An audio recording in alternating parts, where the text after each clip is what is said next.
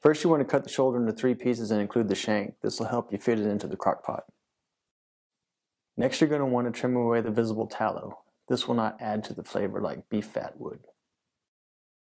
Now you're ready to put the meat into the pot. Once you do that, add enough water to cover it entirely.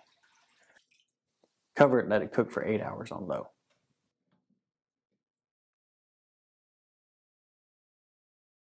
Dump the contents of the crock pot into a strainer to remove the water. It contains rendered tallow and connective tissue, which will take away from the flavor of the meat. Go ahead and remove the bones from the meat. Use a couple of forks to pull it apart. Or if you like, you can use your fingers if it's cool to the touch. Put the meat back into the crock pot. Add a tablespoon of creole seasoning, a tablespoon of ground pepper, and a teaspoon of salt. Okay, now you want to add 1 jar of Pinto Green Chile Sauce medium and stir it thoroughly. Add a 16-ounce can of beef broth into the mix, cover it, and bring it back up to temperature. Okay, now it's ready. I like to keep it simple. Serve it on some corn tortillas with some diced onions and cilantro on top.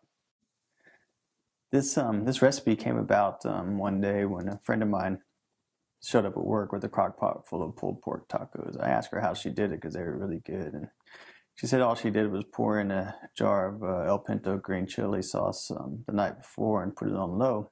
Woke up in the morning and had some pulled pork tacos.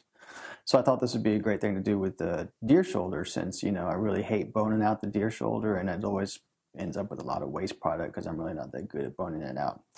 So after trial and error a couple times, it just wasn't tasting right. It was kind of sour. It had this aftertaste, and I started thinking about it. I figured it was the tallow that was still embedded into the meat that I wasn't able to cut out. So I added the extra step of just cooking it with the water and then dumping all that water out because the tallow was floating to the top. And once I did that, it just all came together perfect. And, you know, no one will ever know it was deer unless you told them it was deer. So there's no gamey taste at all. It's a great recipe to start off anybody that says they don't like game meat or don't like deer because it tastes too gamey. Anyways, hope you enjoy.